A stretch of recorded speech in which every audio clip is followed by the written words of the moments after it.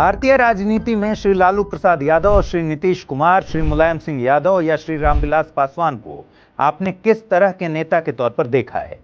शायद एक ऐसे नेता जिनका ताल्लुक न सिर्फ गैर राजनीतिक पृष्ठभूमि से था, बल्कि ये बेहद सामान्य परिवार से भी आते थे।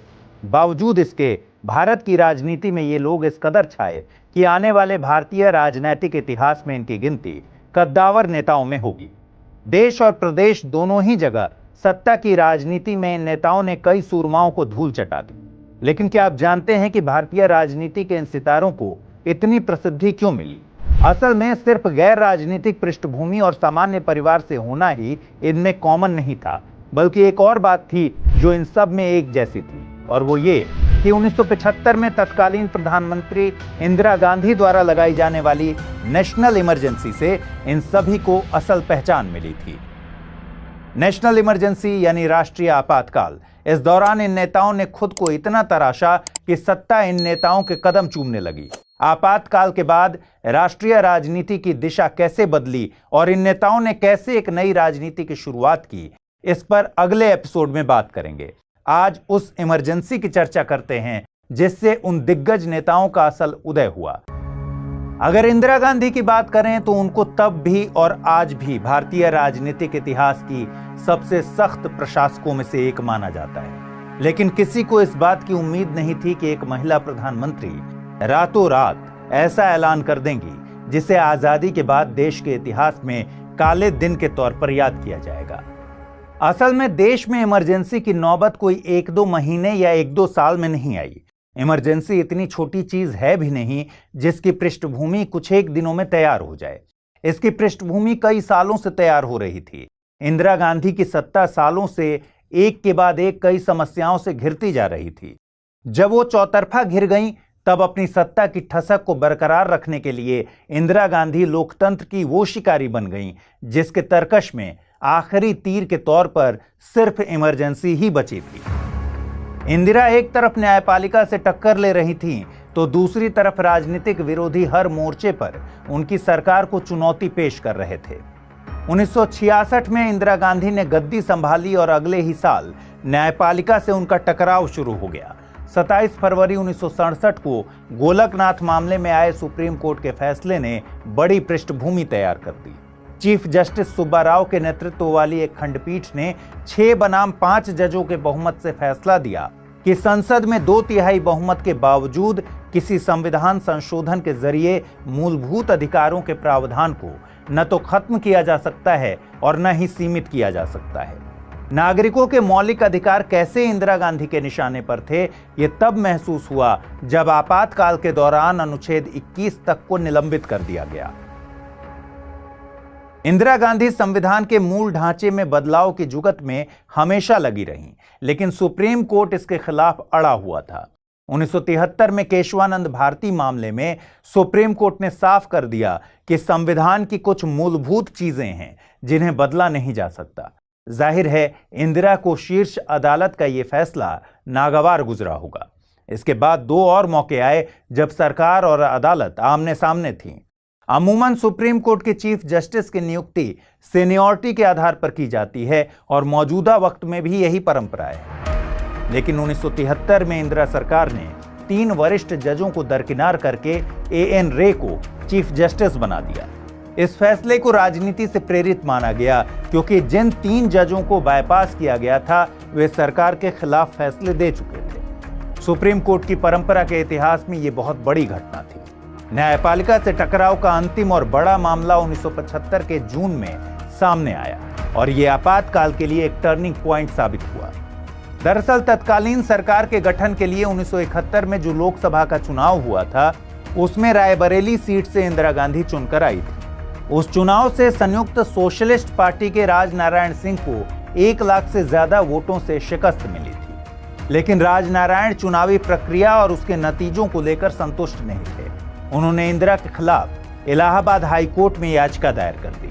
राजनारायण की दलील थी कि इंदिरा गांधी ने चुनाव में सरकारी मशीनरी का दुरुपयोग किया, तय सीमा से अधिक पैसे खर्च किए और मतदाताओं को प्रभावित करने के लिए गलत तरीकों का इस्तेमाल किया।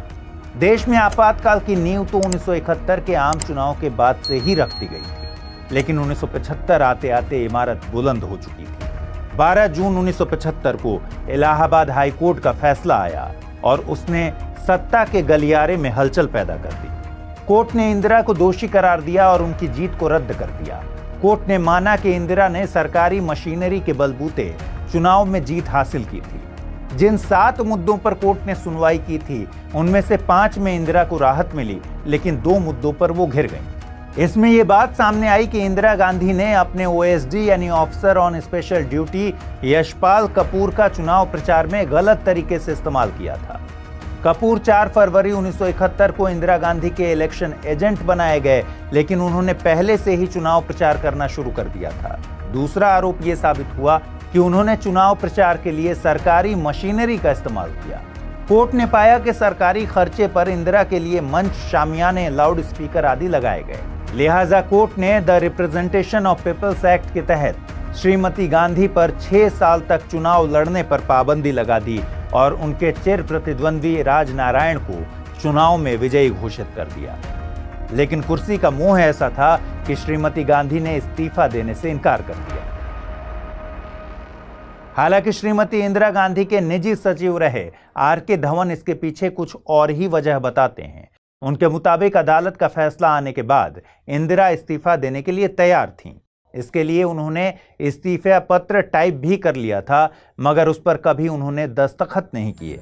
अपनी किताब the Bangladesh military Koo and the CIA link में B.Z. खासरू लिखते हैं, अपना उत्तराधिकारी चुनने के लिए श्रीमती गांधी ने कांग्रेस के संसदीय दल की बैठक बुलाई।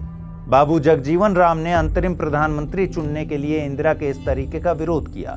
वो चाहते थे कि लोग इसके लिए वोट करें। ये बैठक बेनतीजा रही। बाबू जगजीवन राम के विरोध ने इंदिरा का मन बदल दिया। ऐसे में इंदिरा ने इस्तीफा तो नहीं दिया, लेकिन इलाहाबाद हाई कोर्ट के फैसले को सुप्रीम कोर्ट में चुनौती जरूर दी। आपातकाल लगने से एक दिन पहले यानी 24 जून 1975 को इंदिरा की याचिका पर सुप्रीम कोर्ट में सुनवाई हुई। फैसला आया कि जब तक मामला कोर्ट में चलेगा तब तक इंदिरा गांधी प्रधानमंत्री पद पर बनी रह सकती हैं, लेकिन उन्हें संसद में किसी भी चर्चा और बिल पर वोट करने का अधिकार नहीं होगा। कैथरीन फ्रैंक अपनी पुस्तक Indira the life of Indira Nehru Gandhi में लिखती हैं, यह फैसला न ही इंदिरा गांधी को रास आया और न ही उनके समर्थकों को।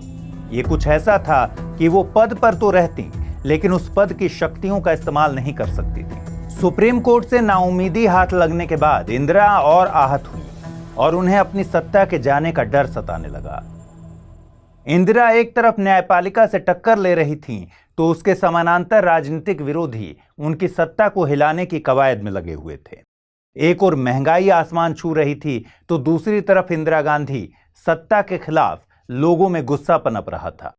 इसके चलते अलग अलग राज्यों में सरकार विरोधी प्रदर्शन आग की तरह फैल रहे थे। उस वक्त जयप्रकाश नारायण ने सत्ता के खिलाफ आवाज उठाने का फैसला किया। जेपी ने इंदिरा गांधी को पत्र लिखा और उनके कई फैसलों को लोकतंत्र के लिए खतरनाक बताया। आपातकाल तो 25 जून 1975 को लगा, लेकिन जेपी 1974 से ही इंदिरा के खिलाफ सक्रिय थे।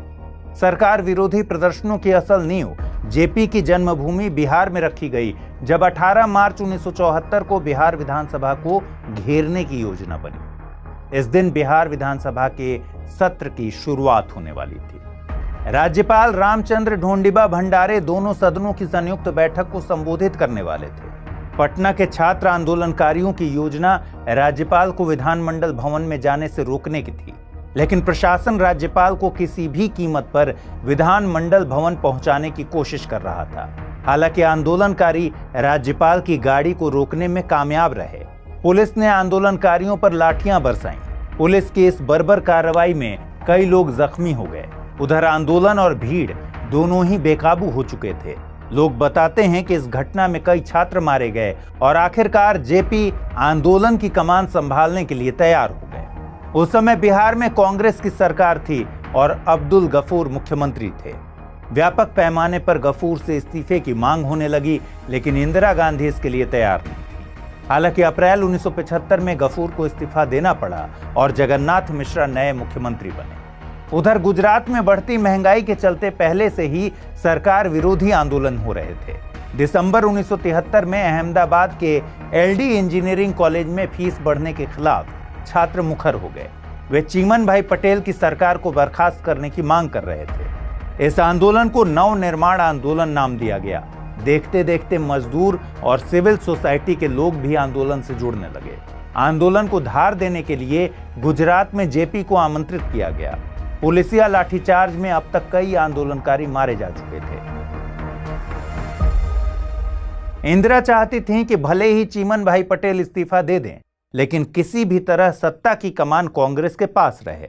इसलिए आनन फानन में 9 फरवरी 1974 को जयप्रकाश नारायण के गुजरात आने से 2 दिन पहले चीमन भाई से इस्तीफा दिलवा दिया गया और प्रदेश में राष्ट्रपति शासन लागू हो गया। आंदोलनकारी इतने पर भी नहीं माने। मोरारजी देसाई और जेपी चुनाव करवाने की मांग करने लगे। इतिहासकार बिपिन चंद्रा अपनी किताब में इंडिया सिंस इंडिपेंडेंस में लिखते हैं, गुजरात नाटक का आखिरी अभिनय मार्च 1975 में किया गया, जब मोरारजी देसाई के लगातार आंदोलन और आमरण अनशन का सामना करते हुए इंदिरा गांधी ने विधानसभा भंग कर दी और जून में नए चुनावों की घोषणा कर दी। एक तरफ बिहार और गुजरात आंदोलन में जल रहे थे और दूसरी तरफ समाजवादी नेता जॉर्ज फर्नांडिस के नेतृत्व में रेलवे के लाखों कर्मचारी हड़ताल पर चले गए। मई 1974 में 3 सप्ताह तक चली हड़ताल ने माल और लोगों की आवाजाही को ठप कर दिया। ऐसे में इंदिरा समझ नहीं पा रही थी कि आखिर पहले किससे निपटा जाए। इन तमाम कथित कारणों के बाद अब आपको क्रोनोलॉजी समझनी होगी। एक तरफ इंदिरा गांधी का न्यायपालिका के साथ टकराव की एक लंबी फेहरिस्त और दूसरी तरफ महंगाई और भ्रष्टाचार का मुद्दा सरकार का पीछा नहीं छोड़ रही। बिहार और गुजरात समेत अलग अलग हिस्सों में पहले से ही सरकार के खिलाफ एक गुस्सा है। मार्च 1975 में गुजरात की कांग्रेस सरकार कदम पीछे खींच चुकी थी और विधानसभा भी भंग हो चुकी थी। इन तमाम परिस्थितियों के अलावा 25 जून से एक पखवाड़े पहले ही इमरजेंसी के लक्षण प्रकट होने लगे थे। मैंने पहले ही बताया कि 12 जून 1975 को इलाहाबाद हाईकोर्ट के फैसले के बाद इंदिरा की सांसदी चली गई। लेकिन उस दिन सिर्फ इतना ही नहीं हुआ। इंदिरा के लिए 2 और दुखद घटनाएं घटी। एक तो ये कि उनके करीबी सलाहकार दुर्गा प्रसाद धर की हार्ट अटैक से मौत हो गई और दूसरी, गुजरात विधानसभा में कांग्रेस को हार का मुंह देखना पड़ा। कांग्रेस के खिलाफ विपक्षी जनता मोर्चे को भारी जीत मिली थी। अभी इंदिरा इन सदमों से उबरी भी नहीं थी कि ठीक 12 दिन बाद यानी 24 जून को सुप्रीम कोर्ट से भी उनके लिए बुरी खबर आ गई, जब उनकी सांसदी पूरे तरीके से बहाल नहीं हो सकी। इतना सब होने के बाद 25 जून को दिल्ली के रामलीला मैदान में जो हुआ, उसने कई सालों से जमा हुई बारूद की ढेर में तीली का काम किया। 25 जून को जयप्रकाश नारायण ने नई दिल्ली के रामलीला मैदान में सरकार के खिलाफ बड़ी रैली बुलाई। पूरे देश में घूम घूम कर सरकार के खिलाफ विरोध प्रदर्शन करने वाले जेपी अब प्रधानमंत्री आवास एक सफदरजंग से कुछ ही किलोमीटर की दूरी पर हुंकार भर रहे थे। जेपी सेना और पुलिस से सरकार के आदेश न मानने की अपील कर रहे थे। उस दिन रामलीला मैदान का नजारा देखने लायक था। लाखों की तादाद में भीड़ जेपी को सुनने आई थी। उस जगह एक साथ इतने लोग पहले कभी नहीं जुटे थे। यही वो जगह थी जब जेपी ने बुलंद आवाज में राष्ट्रकवि रामधारी सिंह दिनकर की मशहूर पंक्तियां पढ़ी थी, सिंहासन खाली करो कि जनता आती। बीजेड खासरू अपनी किताब the Bangladesh military Koo and the CIA link में लिखते हैं, राजनीतिक रूप से प्रेरित हड़तालों और विपक्षी नेताओं के पुलिस और सेना से आदेश न मानने की अपील इंदिरा को नागवार गुजरी। 25 जून 1975 को दिल्ली के रामलीला मैदान से जेपी ने इंदिरा को खूब सुनाया था। एक तरह से जेपी ने जनता से लेकर सेना तक से इंदिरा सरकार का प्रतिकार करने का आह्वान किया। लगातार घिर रही इंदिरा को इमरजेंसी के अलावा दूसरा रास्ता न दिखा। हालांकि 25 जून को भी इंदिरा तय नहीं कर पाई थी कि देश में नेशनल इमरजेंसी लगाई जाए। यह तय करने के लिए उन्होंने 25 जून की सुबह बंगाल के तत्कालीन मुख्यमंत्री सिद्धार्थ शंकर रे को फोन किया। उस दिन सिद्धार्थ दिल्ली में ही रुके हुए थे। इंदिरा ने उन्हें अपने आवास एक सफदरजंग रोड पर तुरंत बुलाया। असल में सिद्धार्थ संवैधानिक मामलों के जानकार थे और इंदिरा के करीबी लोगों में से एक थे। इंदिरा सिद्धार्थ पर कितना भरोसा करती थीं, इसका अंदाजा इस बात से भी लगाया जा सकता है कि उन्होंने अब तक अपने कानून मंत्री एसआर गोखले से कोई चर्चा नहीं की थी। इसलिए श्रीमती गांधी उनकी राय जानना चाहती थी। प्रणब मुखर्जी अपनी किताब द ड्रामेटिक डेकेड में कहते हैं, रे ने शाह कमीशन के सामने अपने बयान में बताया कि जब वो पहुंचे तो इंदिरा ने उनसे कहा कि उन्हें कई रिपोर्ट्स मिली हैं जिनमें कहा गया है कि देश बड़ी मुसीबत में फंसने वाला है। सब तरफ अव्यवस्था फैली हुई है, विपक्ष सिर्फ आंदोलन पर उतारू है। इस तरह तो विपक्ष की मांगों का कोई अंत नहीं है। देश में कानून का राज नहीं रह गया है। इस समय कोई कड़ा कदम उठाने की सख्त जरूरत है। इंदिरा को ऐसा महसूस हुआ कि जेपी की योजना पूरे देश में विरोध प्रदर्शन की अपील कर एक समानांतर प्रशासन चलाने की है। उन्हें लगता था कि जेपी कोर्ट, पुलिस, प्रशासन और सरकार का बहिष्कार करने के लिए लोगों को राजी कर लेंगे। इंदिरा को यह भी शक था कि शायद अमेरिकी प्रेसिडेंट रिचर्ड निक्सन उनकी सरकार का तख्ता पलट करना चाहते हैं। कैथरीन फ्रैंक अपनी किताब Indira the life of Indira Nehru Gandhi में जिक्र करती हैं कि इंदिरा गांधी 1974 से ही जयप्रकाश नारायण पर यह आरोप लगाती रही थी कि उनके पीछे अमेरिका की खुफिया एजेंसी CIA का हाथ है। वो उनको फाइनेंस भी कर रहे हैं। अगर इतिहास के पन्नों को पलटेंगे तो इंदिरा का अमेरिका को लेकर यह डर बेवजह नहीं था। 1971 में भारत पाक युद्ध से 1 महीने पहले यानी नवंबर में इंदिरा गांधी अमेरिका दौरे पर गईं। उनकी इस यात्रा का मकसद था कि वो अमेरिका को इस बात पर राजी कर लें कि वो पाकिस्तान को हथियार न भेजे, मगर प्रेसिडेंट निक्सन ने ऐसा करने से इनकार कर दिया। इससे इंदिरा को शक हुआ कि शायद अमेरिका भारत की मौजूदा सरकार के खिलाफ गतिविधियां कर रहा है। एक लंबी माथापच्ची के बाद सिद्धार्थ शंकर रे ने इंदिरा को सलाह दी कि राष्ट्रीय आपातकाल एकमात्र उपाय है। रे ने भारतीय संविधान के अनुच्छेद 352 के तहत देश में राष्ट्रीय आपातकाल लगाने की राय दी। उन्होंने इंदिरा को समझाया कि बाहरी और आंतरिक अव्यवस्था के समय संविधान इमरजेंसी लगाने की छूट देता है। असल में दिसंबर 1971 से ही भारत पाकिस्तान युद्ध के चलते देश में आपातकाल लगा हुआ था, जो तब तक जारी था। ऐसे में रे ने उदाहरण देते हुए इंदिरा को समझाया कि कैसे युद्ध एक देश के लिए बाहरी खतरा है और जो देश के अंदर परिस्थितियां हैं वो एक आंतरिक खतरा है। इमरजेंसी के बहुत बाद एक साक्षात्कार में इंदिरा गांधी ने कबूल किया था कि उन्हें लगता था कि भारत को शॉक ट्रीटमेंट की जरूरत है। इस शॉक ट्रीटमेंट की योजना 25 जून से करीब 6 महीने पहले ही बन चुकी थी।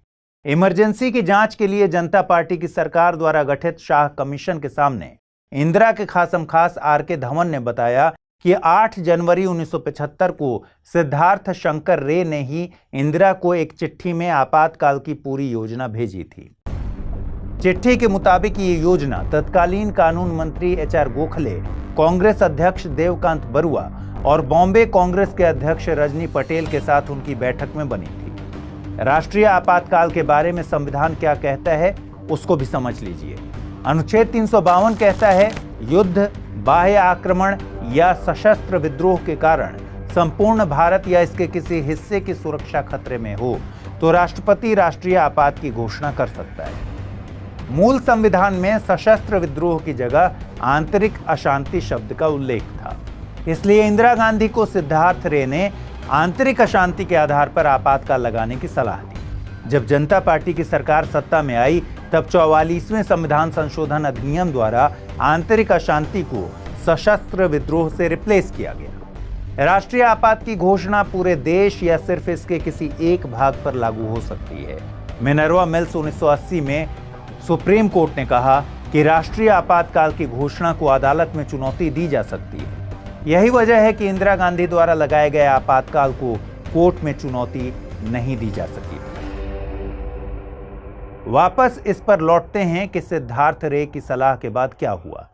उनकी सलाह के बाद इंदिरा गांधी तत्कालीन राष्ट्रपति फखरुद्दीन अली अहमद से मिलने गईं। उन्होंने बहुत जल्दी ही राष्ट्रपति को राजी कर लिया। 25 जून 1975 की रात को राष्ट्रपति द्वारा इमरजेंसी के दस्तावेज पर दस्तखत करते ही पूरे देश में आपातकाल लागू हो गया। दिलचस्प बात यह कि इंदिरा ने यह सब कुछ अपने कैबिनेट को बिना बताए ही किया।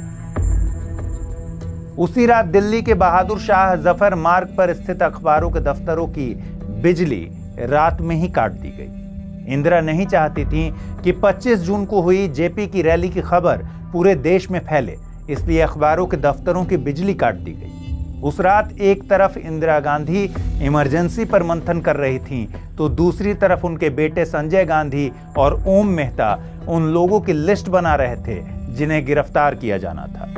आपातकाल के ऐलान के साथ ही सभी नागरिकों के मौलिक अधिकार निलंबित कर दिए गए।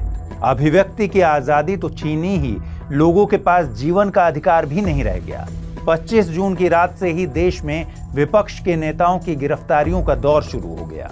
जयप्रकाश नारायण, लाल कृष्ण आडवाणी, अटल बिहारी वाजपेयी, जॉर्ज फर्नांडिस, लालू प्रसाद यादव, मुलायम सिंह यादव आदि बड़े नेताओं को जेल में डाल दिया गया।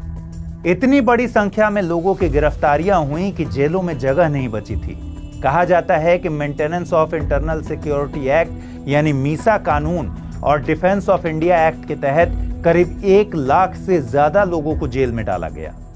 26 जून की सुबह के 6 बजे 1 अकबर रोड पर इंदिरा गांधी के ऑफिस में कैबिनेट की बैठक हुई, जिसमें सभी मंत्रियों को इमरजेंसी की घोषणा के बारे में बताया गया।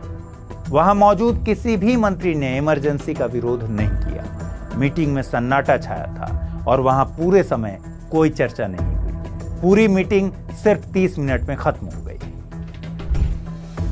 18 जनवरी 1977 को राष्ट्रपति ने लोकसभा भंग कर दी और सरकार ने मार्च में चुनाव कराने का ऐलान किया। सभी राजनीतिक बंदियों को रिहा कर दिया गया और 23 मार्च को आपातकाल की समाप्ति की घोषणा कर दी गई। उसी महीने छठा लोकसभा चुनाव संपन्न हुआ और जनता पार्टी भारी बहुमत से सत्ता में आ गई। संसद में कांग्रेस के सदस्यों की संख्या 350 से घटकर 153 पर सिमट गई। इतिहास में पहली बार केंद्र में किसी गैर कांग्रेसी सरकार का गठन हुआ। इंदिरा गांधी और संजय गांधी चुनाव हार गए। मोरारजी देसाई प्रधानमंत्री बने।